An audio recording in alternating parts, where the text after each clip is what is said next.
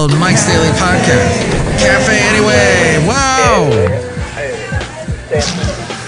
Mike's Daily Podcast. Episode 3244. Why is it that people, when they talk, they rub their hands like in a menacing, Mike's Daily Podcast, evil sort of villain, James Bond villain way? It's Mike Matthews. I'm talking with all of yous that are listening. Maybe there's one person. If I'm lucky, and then I'll have to go and say Rubber Ducky. What a awesome thing you are, Rubber Ducky, sitting in the bathroom. Mike's Daily Podcast. Every bathroom needs a Rubber Ducky. Just if you think something's missing, get yourself a Rubber Ducky. It's episode 3244. 3244 is the episode 3244 today. Hi, I'm Mike Matthews. We're broadcasting from Café Anyway, somewhere in podCastro Valley, the last place on earth. In the land of Ameritopia, you know what I've never done? I've never played pickleball. I will say it right here, right now. I'm going to be defiant. I'm going to tell you Madame Rootabega is coming up. Also, Valentino, Bison Bentley, and I'm going to say no pickleball for me. At some point, I will try. I guess I just don't have friends. That's one problem. I don't have friends that play pickleball. So I will need to do that. But Nike has signed its first pickleball deal with someone who is 18 years old. Her name is Anna Lee Waters. Anna Lee Waters is ranked number 1 in pickleball singles, doubles, and mixed doubles. Quite the athlete with a record 181 gold medals.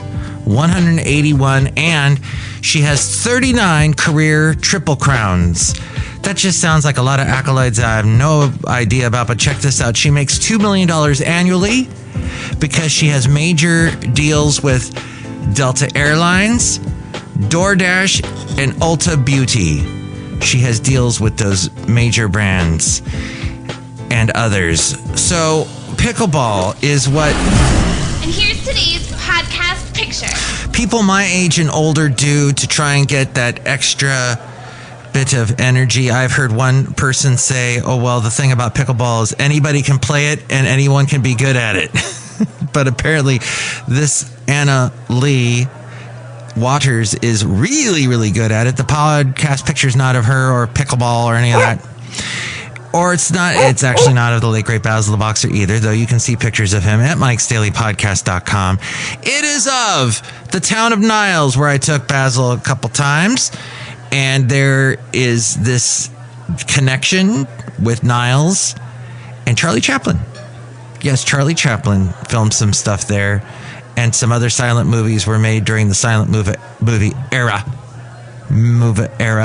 And... you can see a picture of him as well as the silent movie icons, Laurel and Hardy, all in this podcast picture with me, Mike Matthews. Yes, they got a lot of cool antique stores there. So people go there and check it out and buy things and go, ooh, or they haggle. They like to haggle. I find that might be a thing for antique collectors. They've got a lot of room in their house. Maybe they own 2 houses and one house becomes a storage house. That's a thing. That's weird. A storage house. No one lives in it, just your stuff, because you have to have too much stuff. That's when God's telling you you've got too much stuff. Just like Robin Williams used to say, cocaine is God telling you you make too much money. It is just too much stuff. Why do you have a second? Someone should live there with the housing problems that we have in this world. I can't hear you. Press the button, you donut. And I try it now. I'm pressing the button now and saying there are a lot of unhoused. Let's be honest. People need homes. I take Bart every Friday to work from podCastro Valley down to Fremont, California. And I go along while I'm on this BART trip. I will see a lot of area that is adjacent to a rail line that used to work. It's not in use anymore, this rail line. But because it's not in use, a lot of people just put their tents all over the place in this land that's kind of considered no man's land, even though it's owned by the railroad company that owns that particular. I don't know exactly how it works, but it's not exactly public land. But people just live there because no one ever enforces moving them. And every time I go, danger, Will Robinson, it's dangerous because every time I take Bart down. Now, Bart doesn't go anywhere near them because it's slightly elevated. And they put up these big barbed wire fences everywhere to protect the Bart tracks, even though sometimes you hear it. And this actually happened to me once.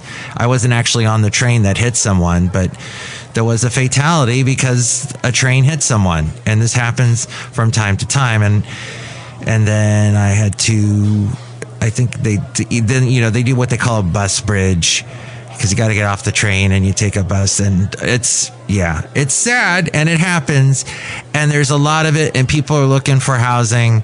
Some people are not looking for housing, and they're fine with the tent situation for certain reasons, but still, it's shocking and sad. And do you people really think you can get healthy by eating protein Doritos? That's the real question.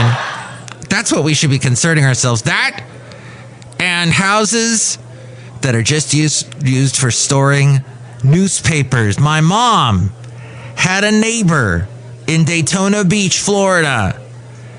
Never lived in the house. It was just a bunch of newspapers. And then the really cruel thing that these people did that lived in this house, these neighbors of my mom, was they left some cats there, and the cats became feral, and then they weren't fixed, so they created more cats. Thankfully, the neighbor across the street from my mom, a really nice guy, he and his wife were very helpful to me when my mom passed away. They actually did something to help curb the issue. They took in some of the cats. They had the cats fixed. They took care of all of that. And I actually have at home, not one of those. Is that why you're bald, Mike? Cats? No. Okay. That was a ridiculously dumb question. But the cats I have are fixed. One of them is feral, was walking around the neighborhood. We caught him and had him fixed. He didn't really like that, but now we're best friends. He realized I explained to him something had to happen. Because otherwise cats just create more cats, and cats can have litters. They can have several cats. Cats can make more cats twice a year. So not as prolific as rabbits, but almost. As we go outside a Café Anyway, where we bring you Mike's Daily Podcast somewhere in Podcastro Valley, the last place on earth in the land of Ameritopica. So why on earth would you have a home that is just being used by your newspapers? Anyway, Café Anyway, when someone could live there. This is something we should have. And I bring this up because the Northern Disclosure podcast that I listened to, that features two of the actors from the TV show that was big in the early 90s called Northern Exposure, about a town in Alaska called Sicily. Janine Turner, who is a big actress on that show, she was mentioning how she has a storage house, a house that she bought in Seattle, because they filmed that show close to Seattle, and she just uses it to put her stuff in. And yes, she's rich because she's an actress. She gets a bunch of residuals from a bunch of stuff she did, but still, that just is odd to me. And they have 150 to 200 gas pumps. That's right. What? It's extreme here at Café Anyway. It's like a Walmart-sized convenience store. It's also a store. And inside is anything you can imagine, food-wise. Chely Shoehart. From burgers to barbecue. She sells stuff. Chicken. So it's like a truck stop on steroids. And I'm the cook. Oh, at least. I cook and make barbecue. Maybe a quadruple dose of steroids. I don't put steroids in the barbecue, though. And I only barbecue healthy things. Healthy burgers. Oh, so watching a thing, the Weird Food History channel on YouTube was mentioning Anthony Bourdain and some of his opinions, controversial opinions on food. Fascinating. That was just one of the most coolest videos I have watched in a while. Just totally sucked me in. Anthony had some interesting ideas, and I did watch his stuff a lot. I didn't. I think I watched. Was it No Reservations? And then what was the Layover, where he would spend 48 hours in a particular city. That was cool. And then the one where he went to Canada and he's hanging out with these Canadian chefs.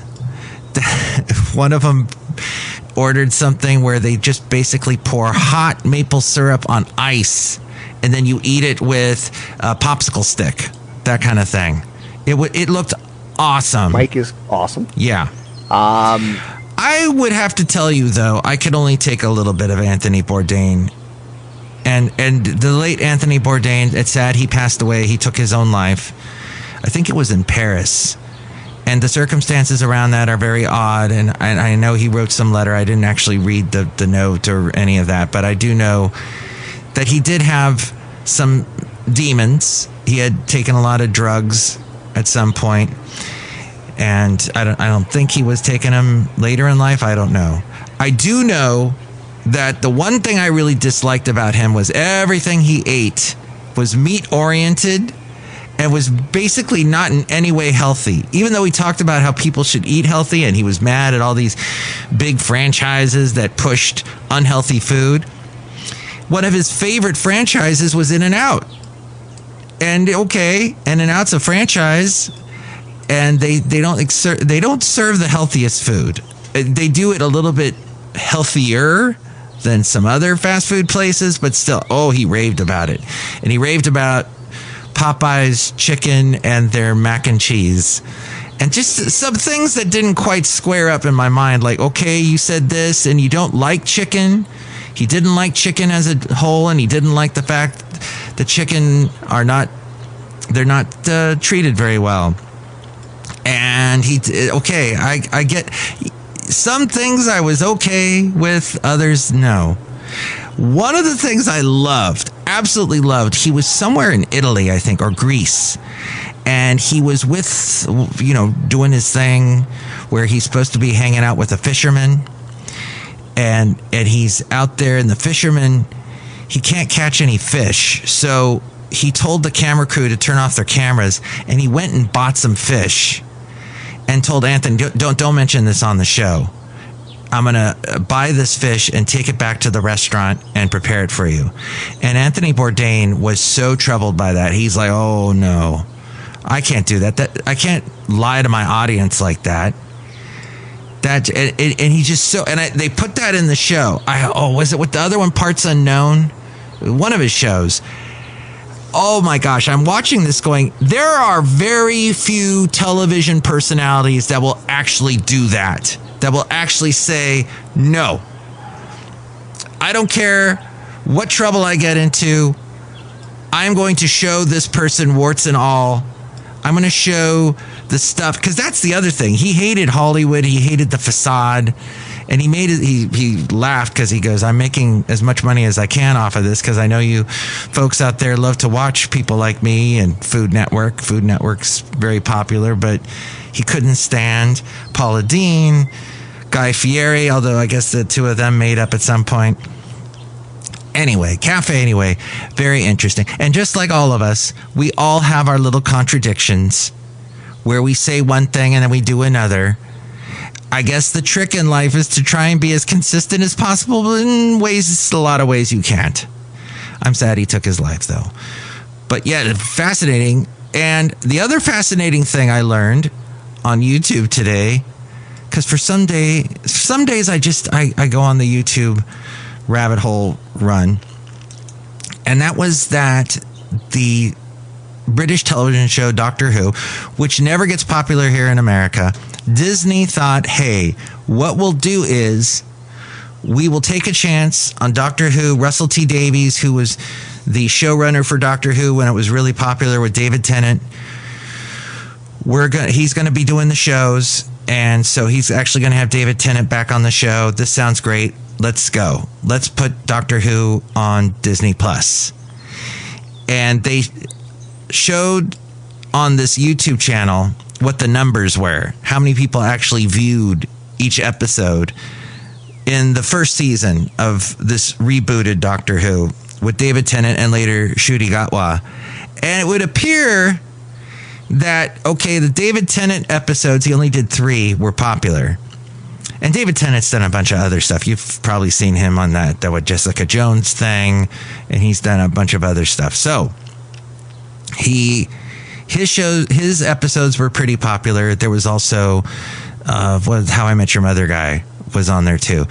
And then Ncuti Gatwa takes over. The first episode was this ridiculous one about baby. Actually, there was a Christmas one, and then there was this one about babies in space, and then it started to drop. By the end of the season, it had dropped so far that the gal, I think her name is Ellie Littlefield or something like that, she said by the end of that season, the last episode of Doctor Who on Disney Plus had less views than our video. She said the video that we made, it's part of this Who Culture channel, about every single Doctor Who explained, every single character, because Doctor Who has been, he regenerates, and an actor will leave and a new actor will take over, that kind of thing. They explained all that in this episode that apparently had more views than the one of the Doctor Who episode, or all the Doctor Who, the last 3, I think, Doctor Who episodes of the last season. So that's why Disney Plus is walking away from Doctor Who. That's why a lot of people in America, they've never been able to understand Doctor Who. Some people just can't get the British accent. They can't figure out exactly what's being said, even though we have a lot of British actors that have gotten popular. Of course, they're doing American accents. You got your Emily Blunt and everyone. But yeah, I have not actually watched all the Ncuti Gatwa ones yet, and the only way I can, since I don't have Disney Plus, I go to the library, and sometimes the DVD is there, and I'll rent it, and I actually have a DVD player. Speaking of British shows, there is one, something like the Littlefield Letters, or it's not Ellie Littlefield's Letters, but Little Town Letters. It's on Netflix, and it's got Olivia Colman, who also appeared in a Doctor Who episode with Matt Smith. But she plays this lady who is getting these awful poison pen letters, these letters that say vile things, and there's a lot of cussing and bad language in it. But it takes place, an actual story that happened somewhere after World War II, and she is trying to figure out who is sending the letters. Well, the police are, the local police. Anyway, Café Anyway, it is a hilarious, and you can find it's a hilarious. It's just a hilarious. I guess it's a movie. It's not a series. It's about an hour and a half movie, and it's a bit of a comedy, and you need to watch it with subtitles because there's some very thick Irish accents in there. But Olivia Colman, she's gotten a couple of, I think she won an Oscar a couple of years back, and she's a great actress to watch. And that's on Netflix. So now that we've covered all that, what about pickleball? You might be asking, because we started on that a little bit earlier. Yes, it is the fastest growing sport in America. For the past 4 straight years, almost 20 million Americans are playing it, and that is a 46% jump from a year ago. Yes, it's almost doubled. More than triple the amount of people are doing it from 3 years ago. Nearly 50 million U.S. adults have played pickleball at least once, and approximately there's 26,000 pickleball courts that were added from 2019 to the present. Thousands of pickleball courts are being built on top of existing tennis courts. I know in Richmond, right next to the Rosie the Riveter Museum in Richmond, right there on the bay, it's a beautiful spot. They got all these pickleball courts in what used to be a car manufacturing factory, and they got these huge windows you can look out over the bay and play pickleball inside. So when the wind picks up, as it does through there, because it's got like a straight shot out of under the Golden Gate, out to the Pacific, the wind comes in and blows through there and hits Richmond, but you stay nice and warm in this big old historic building playing pickleball. Turning 4 tennis courts into 12 pickleball courts costs about $150,000. it didn't go quite as planned. Watch here. Mm-hmm. Watch here. No, you can't watch here. Oh, yeah, you can. There is video to this podcast that you can find if you go to mikesdailypodcast.com. Just scroll down there. Just above the logo, you'll see the video of the podcast. And then it'll be up, this video, for about a week. And building 4 pickleball courts. Why do they always interrupt our snacking? You're a demon. Completely from scratch without being interrupted by demons. That will cost about $1 million. Now, maybe you're eating a lot, you're snacking because you're watching K-pop and those Demon Hunters and all that stuff. The other thing on Netflix. Well, maybe you're eating sushi. But parents are growing broke. They're going broke because they have kids that are obsessed with sushi. Pizza parties are out. They're into salmon rolls, tuna rolls. Weekly sushi outings are quietly wrecking budgets. Beware, parents. Family tabs easily hit... Hey, good looking. We'll be back to pick you up later. $150 a pop. The tabs for a family. For those of you that are good looking and not. And hey, that's a subjective thing, so who cares? Some parents are even hiring sushi chefs for their kids' birthday parties. And it's not just the fish, the sushi rice. Sushi rice has a lot of sugar in it, so beware of that. Your kids may gain a lot of weight from it, or they may have a high metabolism. It's a trap. And but if you're older, it's a trap. Watch out, sushi rice. It's going to add on the pounds. Sushi restaurants arrived in the late 60s. Yes, it goes back to the 60s. Catering to American businessmen and their colleagues from Japan. In the 1970s, celebrities helped make it fashionable. And then, I remember it being really big in the 90s. 2 decades... This is Judge Clinton. Oh, Judge Clinton will tell us about it. I'm trying to get the telephone number. Get me the number into the studio. You're in the studio. To be on the radio. Oh, you're on the radio. Good cheer. You be of good cheer. Let's talk about sushi. Go ahead. He's gone. 2 decades later, super freezing technology, this is in the 90s, made it safe for grocery stores and restaurants. So it started to get big. Grocery store sushi sales. They hit, not to be confused with soupy sales. Who's that, Mike? Mike makes music. Soupy sales. He was on in the morning, and his sons were in a band with David Bowie. The name of the band was called Tin Machine, and I once met one of the sons of those sons. Isn't that cool? Have you seen the podcast picture? And Rocky the Cat, he's going to jump in the video in a second. How about that? That was my song. Thank you. But yeah, grocery store, sushi sales. I still want to say soupy sales. The classiest, weirdest thing about soupy sales, kids loved them, did a kids show. And one time, there would be this door that would open and a hand, you wouldn't see the person behind on the other side of the door because of the way the camera angle was. But you'd see Soupy talk to them. That's cool. Go figure, huh? Look who just I'll be darned. pulled up here. A lot of people come up here. Yeah. And it's still standing. It's be here still forever. standing. What this guy created. Huh. Cool. Thanks for stopping by, RV or TV guy. He probably remembers Soupy sales. But Soupy's looking at someone. You see a hand, and it looks like a woman's hand.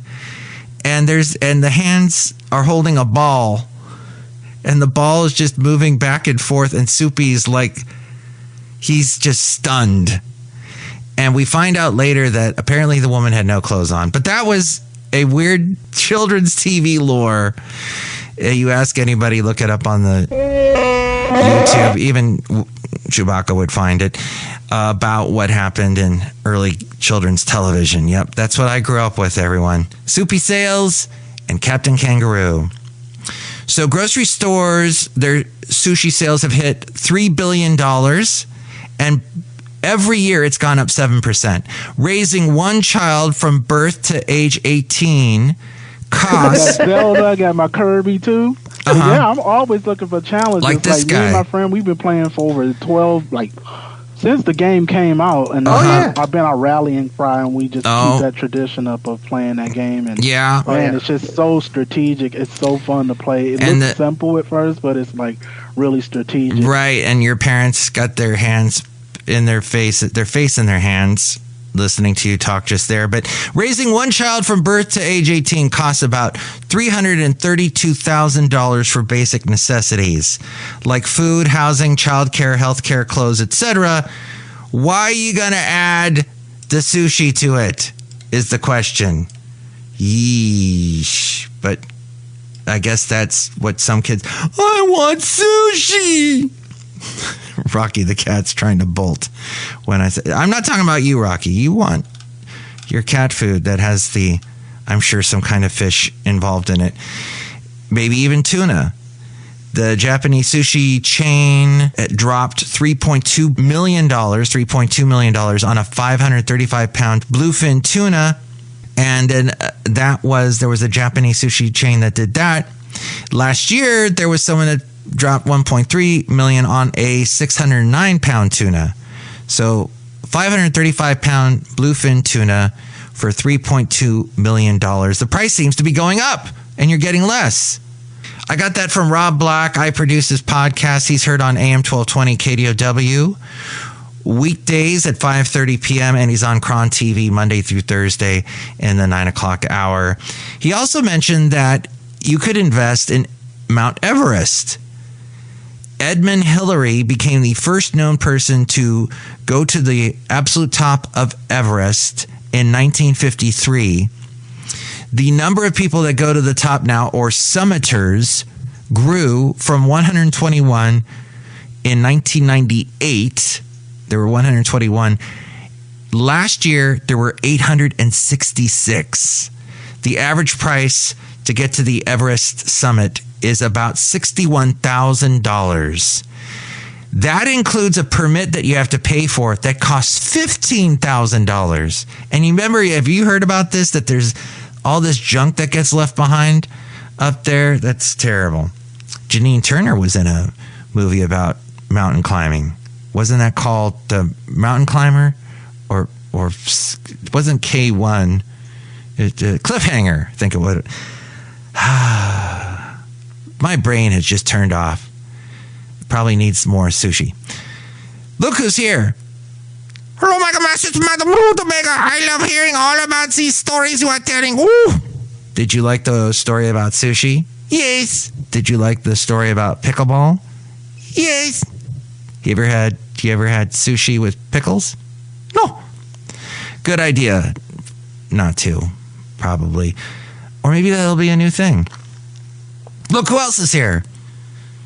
Hello there, Mike. This is Valentino, the parking attendant. And this is Bison Bentley. Do you know that? Mike, we was walking past here and we saw the people hanging out, including that guy from that RV TV channel that only you watch and nobody else does. There. Yeah, nobody else watches it. Do you know that? No, he's got a lot of viewers. It's weird, though. I have like an RV or TV T-shirt that my lovely lady friend gave me as a present, and people are like, "What's that? What's a RV or TV? Do you have an RV? Do you like RVs? Is it just about RVs? It has nothing to do with RVs." He's not even driving an RV. He's driving a van that's a converted living space, so he can live in it. But it's not like a Winnebago. He's driving along and checking out the country and going to all these places that I've never been to. So it's neat to see. Gives me some ideas of what to travel, where to travel to. And I know there's that new thing called Boop that will, if you are watching someone on YouTube, an influencer, and seeing all the cool places they travel, apparently this will help you find all the things. It's an AI searching engine type thing, but I question whether that will actually work. And it may send you somewhere you don't want to be. Parts unknown, as Anthony Bourdain said. What do you think about all that? Here's the number to call. Call Mike at the Café Anyway hotline. Yeah.